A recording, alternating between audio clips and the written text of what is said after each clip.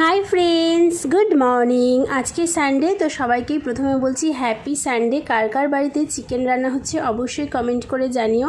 আমাদের তো প্রত্যেক রবিবার যা হোক না হোক সাথে চিকেনটা অবশ্যই করতে হবে, কারণ বরমশাই সানডেতে চিকেন ছাড়া কিছু খেতেই চায় না। আর আমার আবার এই চিকেনের ঝোলটা খেতে একদম ভালো লাগে না, জানো তো।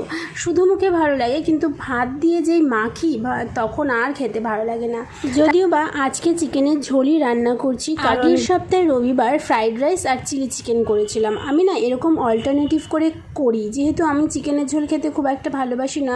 একটা সপ্তাহ চিকেনের ঝোল করি আর আরেকটা সপ্তাহ আবার ফ্রাইড রাইস চিলি চিকেন করি, এভাবেই করার চেষ্টা করি, তো জিনিসটা ব্যালেন্স হয়ে যায়। আজকে চিকেন কষা করলাম আর সাথে ভাবছি একটুখানি করব, রায়তা করে নেব, তাহলে একটু খেতে ভালো লাগবে। আর সকালবেলা কচুরি এনেছিল দীপ, সেটা মোবাইল দেখতে দেখতে খেয়েই রান্নাটা শুরু করেছিলাম। তোমাদের ভালো লাগলে লাইক করে সাবস্ক্রাইব